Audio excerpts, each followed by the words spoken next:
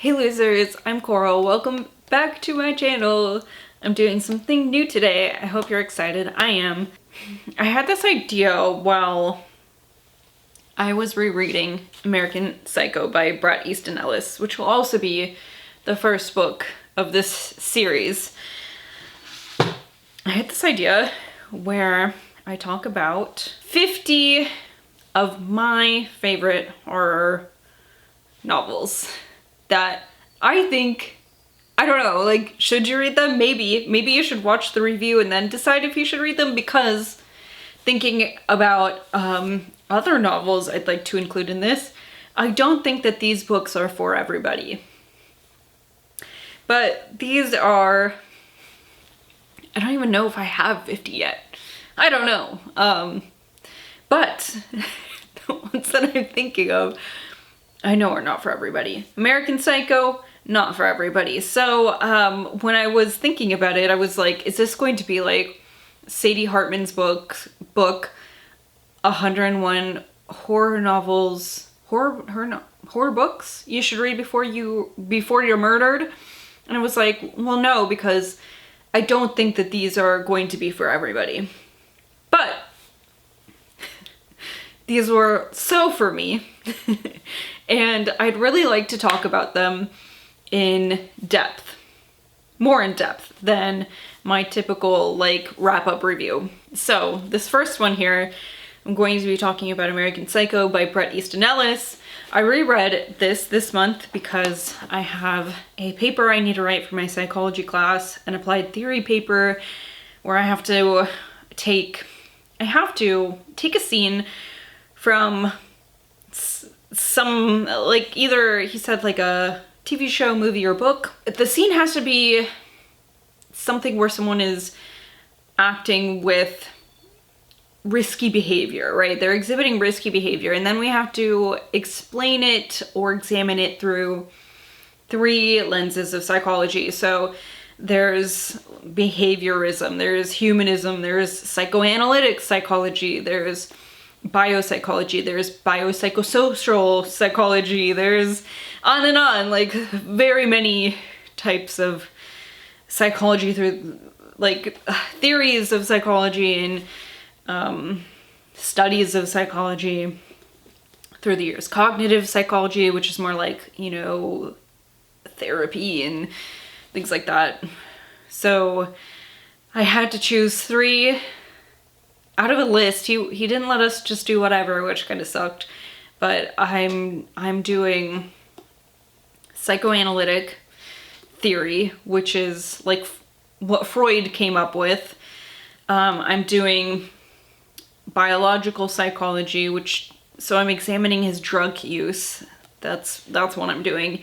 And I'm also doing sociocultural psychology, which is dealing with like how the culture you grew up in has shaped your behavior. So I'm thinking like influence, apathy, affluenza type stuff, maybe. So it's been a hard paper to write, if I'm being honest. This has been much harder than like the last serious paper I had to write, which was a history paper. Like a lot of the issue I'm coming up with is like, I think psychologists just think their work is really important because I'm hitting like so many paywalls. I'm having a hard time finding primary sources because it's all like behind paywalls, which was not an issue when I wrote that history paper I wrote on like westward expansion, women and westward expansion like a year or 2 ago. So it's like, anyway, this is what spurred me to read American Psycho over again. And for this project, for this paper, I'm using the scene where he has that weird like police chase. But it's really interesting because in the book, what I noticed is he uses first person throughout the book. He called, you know, it's I went blah blah blah, you know, first person typically. But then there is a point right here where he's having a really hard time, and he's starting to lose his shit, and he shoots like a cab driver, things like that. And he starts referring to himself as Patrick in the third person, which is really interesting. So he's like becoming an unreliable narrator, and he's referring to himself in third person. It's very interesting. It's also the scene where he calls his attorney and confesses everything and things like that. So it's a great scene. It's a great scene. And also there's like a part where he goes on a date with Jean later. He answers something she says with like, don't suck up to him or something like that, referring to himself, and he's like, you know. So anyway, American Psycho by Bret Easton Ellis is a really interesting book. There's a lot to pick apart here. In this book, we're following a 26-year-old man named Patrick Bateman who works on Wall Street, and he has, you know, a little bit of nepotism going on. He comes from a wealthy family.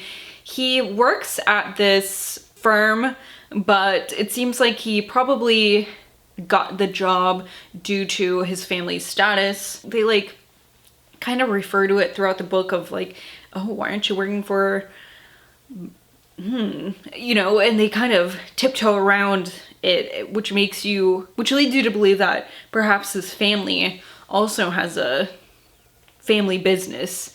And so, you know, you just have to imagine that with his wealth, with his position at 26, he did not get this solely by his own merit, you know? So he spends his days in a fair amount of routine, I feel like. He wakes up, you know, he likes to go to the gym.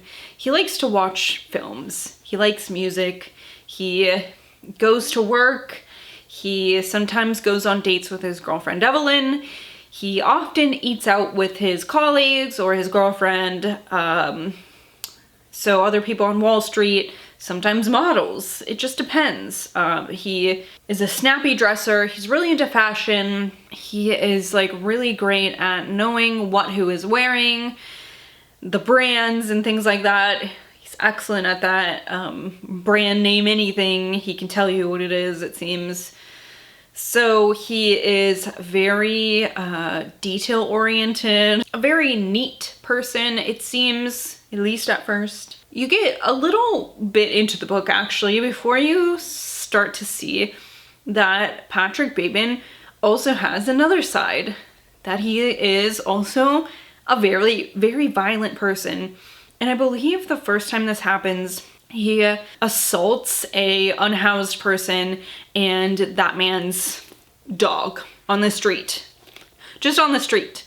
In front of maybe even like passerbys. He speaks in a very denigrating way to this person, taunts him with money and things like that. It's just like all around a dick.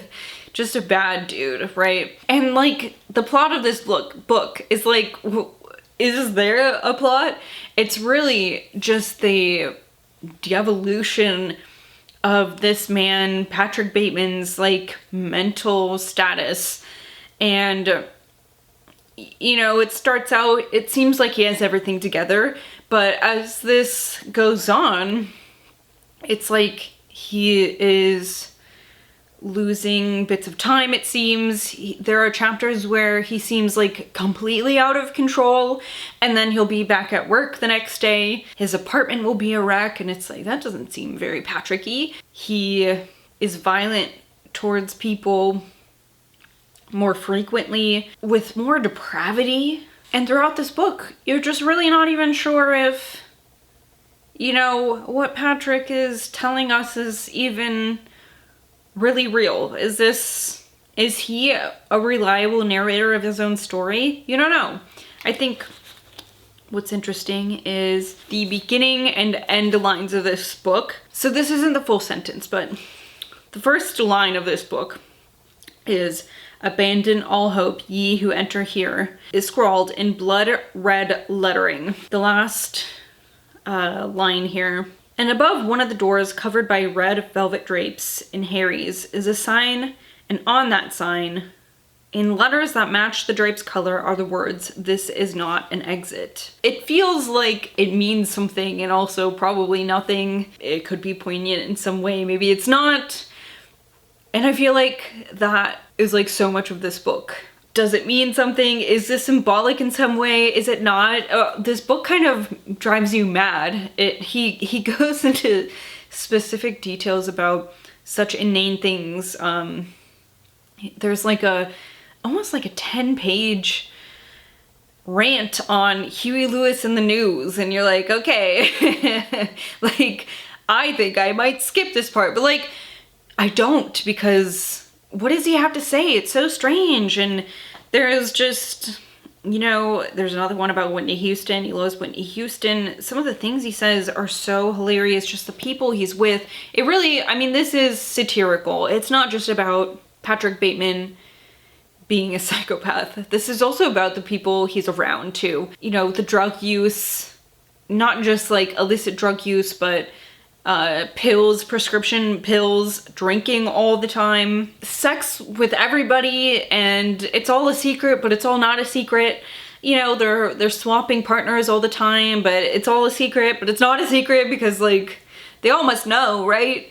Because he knows and she knows and he knows they know and he knows that they're doing this, and you know, he sees them out together, and so it's not a secret, but it is, but there's no consequence to it. I don't know. It's just like, how do we even talk about this book? You know, just the amount of wealth, the amount of apathy these people have. And it's not even to like, you know, the world around them or those they see as lesser than themselves. It's like even to the people in their own peer group, it's like they truly do not care about anybody besides themselves. And I found, I discovered a word when I was reading an article for my paper. It's called solipsism, which is like being selfish, you know, being so self-involved. And that's really what this is. It's like everybody is so full of solipsism. I didn't look up how to pronounce it. I could be wrong, but solipsism, I mean, they're just so self-absorbed and they just don't even know what's going on around them. Patrick is saying these things to people, you know, what do you do? Oh, I'm into murders and executions. And she says, oh, mergers and acquisitions, you know? It's just like, it's so inane and is this, and it lends to like this weird, like eerie sense that, is this happening? Or does truly nobody pay attention to Patrick? I mean, throughout the book, people are calling Patrick the wrong name, like over and over, like multiple people. It's so crazy. So, I don't know. This is just one of my favorite books. My first out of 50 that I'm going to be sharing with you. I didn't narrow it down. I stopped at 50 because I was thinking 100. I don't know. Do I have 100 favorite books? I don't know. Maybe I'll extend it if I get that far, but the first of 50 for now, one that I think is so clever and like seriously funny. I don't think that this book is for everybody. Like I said, there is extreme violence in this, violence towards women, violence towards unhoused people, violence towards animals. There's lots of slurs in this, outdated language that we, you know, shouldn't be using to describe people, things like that. These people in this book are not nice. They're not nice people. This book is so good. I did listen to part of this on audio, and the copy that I found, there was like two, and one I was like, I don't know. So I looked at them both really, and one of them was read by Pablo Schreiber, so I was like, well, I'm gonna listen to that one obviously, which I think really added to the experience of the book. I would definitely recommend if you're able to, if you don't feel like reading a physical copy, because some of this is daunting. There is a chapter where they're talking about where to eat for like 20 pages, and they're like on call waiting with each other and like clicking back and forth. And do they ever eat? I don't remember if they ever even go out to eat somewhere that night. You know, the description of food, the description of clothes, the description, you know, the chapters where he's talking about music. As somebody who really likes music, I find that fairly interesting, but do we really need 10 pages on Huey Lewis in the News? I don't know. So some of it does truly make you feel like you're going crazy, but I feel like the experience of reading this book is really interesting. However, like I was saying, anyway, sorry, I got sidetracked. If you feel like you're not up for the physical copy, if you're able to find the copy with, let me just double check that it was Pablo Schreiber. Yeah, Pablo Schreiber. So I think he was a really great narrator for this, and I think this is a really great book, and I think that if you think you can stomach it, go ahead. Unfortunately, do I think the violence can be skipped over? I don't know. You know, there are some books where you can kind of anticipate it's coming up and skip over it, and I don't know if that's this is one of those books. It gets so chaotic at points, so I don't know. But if you can, if you're willing to, if you're into it, I really think that this is a book that horror readers should give a chance. So that is my first in-depth rambly review of one of my 50 favorite horror books. This was number 1. These aren't ranking them though, by the way. These are just as I reread them, because I really want to make sure, like, is this really my favorite? And yeah, this, you know, the reread of this really solidified it. So I'd love to know, have you read American Psycho? What did you think about it? Because I feel like people fall into 2 camps, you know, either they liked it or they didn't, and that's okay if you didn't. It is a weird, strange book. I just happen to think that it's absolutely so clever. So, thank you for watching. I can't wait to do the next book. I don't know, what is it gonna be? I'll have to think about it. Thank you for watching. I will see you later. Goodbye.